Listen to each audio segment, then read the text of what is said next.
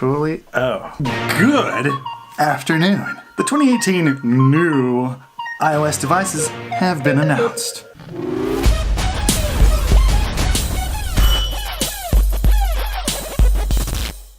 One of the first things that I thought of when the keynote started was, oh hell no, they did not use a transporter effect to move this motherfucker from here to wherever the they moved him. I was like, no! Another thing I noticed is that they went through a hell of a lot of effort to bring that clicker to Mr. Cook when the folks over at Samsung only had to do this and press a few buttons. When they announced the Note 9, they were using the clicker on the S Pen to do the entire presentation, and they told them later, so you, Apple. They called iOS the most personal operating system, and I beg to differ. Take one look at the personalization options on Android and take one look at the personalization options on iOS and tell me which one you think is the most personal operating system ever. They boasted about shipping their 2 billionth iOS device.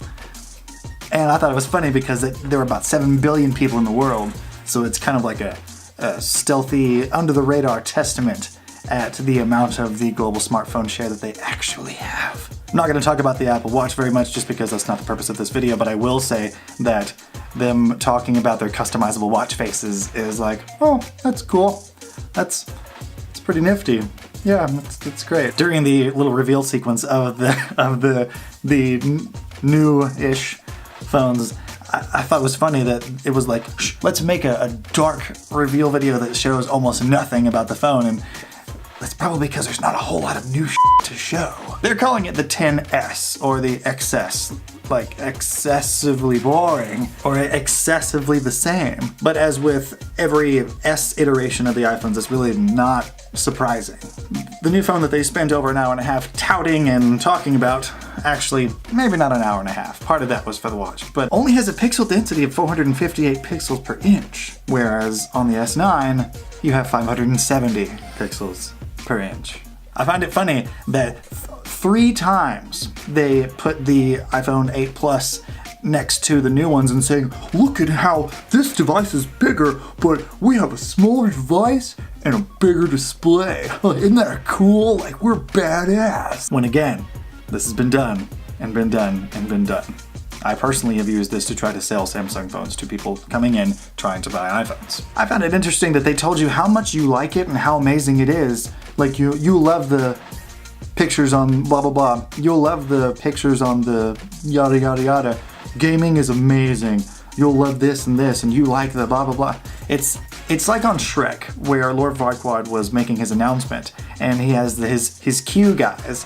With every phrase he ends, they switch their cue cards with applause, revered awe, oh, revered silence.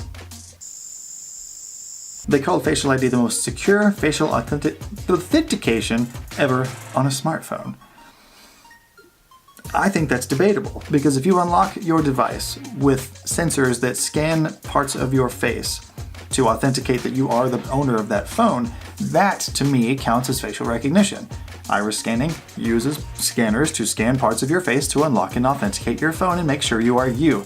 So does Face ID. However, unless they've done something to magically enhance the blah blah blah and they didn't brag about extra sensors on that dot matrix and flood camera, illuminator, this and that and the other, is it still going to get fooled by people that look just like the owner of the phone, like it has in the past? You don't hear about that with the iris scanners. They bragged about the new processor being able to do 5 trillion operations per second, and I guarantee you that in these comments and in other videos comments that are not praising this new device, people are going to spit out that 5 trillion calculations per second thing, whether they know what it means or not. I don't even know entirely what it means, so I'm not going to say, that's bullshit, blah, blah, blah, but I will promise you that people are going to be like, well, the new A12 Bionic chip spits out 5 trillion operations per second, man. As is the case with all of the other S iterations of phones that talk about more power, better this, more power efficiency, yada yada, but what's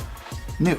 They did introduce Siri tasks or Siri shortcuts, one of the two, but scripted tasks that you can create have been done on Bixby already. This should not be surprising to anybody, including myself. They did have the guy from Bethesda Games come in and show Blades, a game that is supposed to be coming out in a month or so. And it looks pretty badass. And because we haven't seen it on a Samsung or anything else other than an iOS platform, I withhold comment because I just don't know. They talked about how the immersive stereo sound and blah blah blah will make you feel like you're in the game. Oh my god. Even though Samsung's had Dolby Atmos on their phones for almost a year now. One thing I will give them, and I grit my teeth even saying this, but the whole AR kit with the home court basketball demonstration that they used, well, it tracks like 6 different metrics while watching somebody shoot from different locations and blah blah blah. You got me. That's pretty cool. However, a couple of things. Will the S10 be able to do the same thing? And number 2, and probably the most important, will people actually use it? They made a huge deal out of AR when the iPhone 10 came out about like an emoji and blah blah blah, and it was cool right when it first came out, and you know, kids love it and all that. But will it stick? Will people actually use it? That is yet to be determined.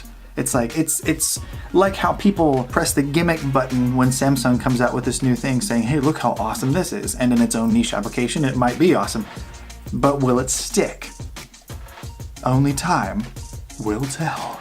They said it was the world's most popular camera.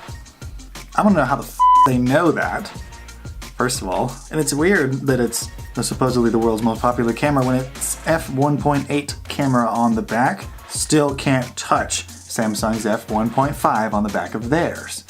In fact, Samsung's front-facing camera has a lower or wider aperture than Apple's rear-facing one. So we still got them on the low light aspect of things, or at least with aperture size. They showed a few examples claiming that they'd been taken with the iPhone that they were talking about and that had not been retouched or anything. However, considering how dishonest they've been in the past, I don't trust them for a second. So I'll have to see how the pictures compare in a side-by-side comparison.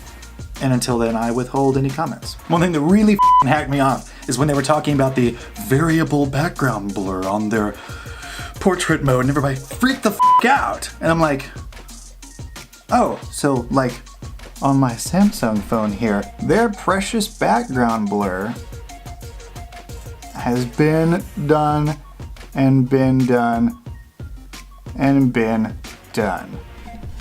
Ain't nothing new. They said it previously wasn't possible with any camera, and I was like, the it isn't. I just, no. They also said it was the biggest battery they ever put in any iPhone, but they neglected to tell you the size. They always neglect to tell you the size because it's a smaller number than their biggest competition, so we can't have that. No, just tell them it's the biggest we've ever put in there. That should be enough for them. Yeah. They spent like 5 minutes talking about the dual SIM capabilities, and there have been $100 phones that have been able to do that for years. And I feel like I keep repeating myself that, you know, they announced blank and blank has been able to do that for blank amount of years. It just keeps, it's a recurring thing over and over and over. And it's starting to get old, actually. Just like their product line. When they talked about the iPhone XR or XR, they said, the most advanced display ever, LCD display, ever on a smartphone. And we liked it so much, we just had to give it another cool name. So guess what? It's now called the Liquid Retina display. With only 326 ppi, it's understandable that this is Apple's budget device. But again, they use their multi-syllable, pretty sounding adjectives to puff it up and fluff it up. My name is Taylor. I hate Apple. Stay beaming.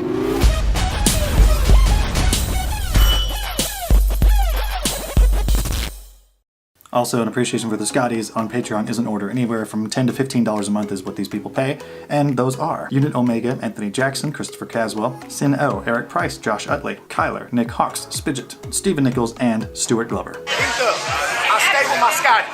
My Scotties are my boys. I ride with them, and I put that on the generation. There's also the Beamers, anywhere from $1 to $2 a month, and those three are Encrypted Bunny, Excelsior, and David Larson.